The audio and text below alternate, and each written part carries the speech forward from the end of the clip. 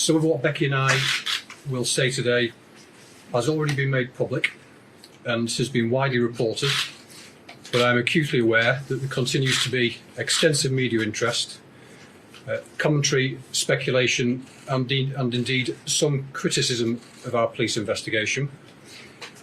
Therefore, to try and address some of that, we will take you through in some detail, more than would normally be the case with an investigation, what exactly we've done over the last 19 days and continue to do.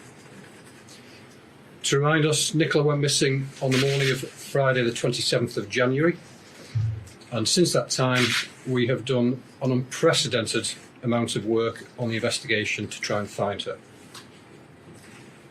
The sole focus of that work is to find Nicola, to bring her home to her family and give them the answers they so desperately need.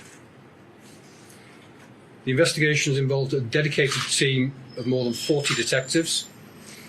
They've been looking through hundreds of hours of CCTV, dashcam footage, speaking to numerous witnesses, carrying out digital inquiries and examining literally hundreds of pieces of information submitted by the public. And I would like to thank the public for all of their assistance throughout this investigation. There are also dozens of other officers and staff who have helped in the investigation, searches and reassurance to the local community in St Michael's. We've involved a range of specialists, both locally, regionally and nationally. The investigation has not wanted at any stage for experts who are the best in their field available to law enforcement in the UK. I would emphasise that it remains the case there is no evidence to indicate a criminal aspect or third-party involvement in Nicola's disappearance. However, the officers involved in the investigation are the same experienced specialists and many senior officers who are concerned with the investigation of the most serious and complex crimes. That is the importance and focus we have given to the investigation to find Nicola.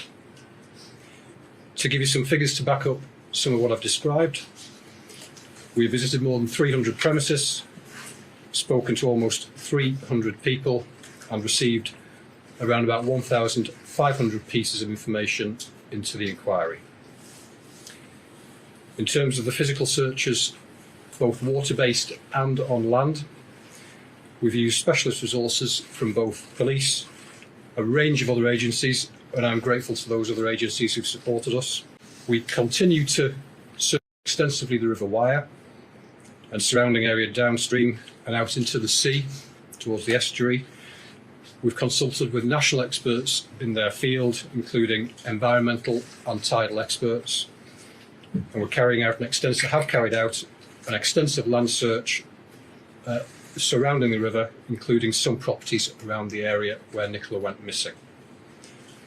Slides have been made available for you to see, which show in some detail exactly where we searched, but it's important to say that our activity has at every stage been directed by expert trained police search advisors who we term pulsers, and they've been following a nationally recognised doctrine around search strategy which will be followed by any expert police search advisor in UK policing.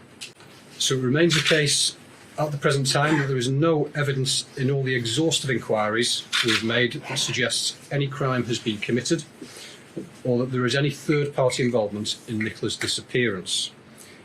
It is important for me to stress that the investigation continues, it is ongoing, and we are meticulously reviewing all information gathered from members of Nicola's family, the public, CCTV, dashcam and other digital devices, to name just a few.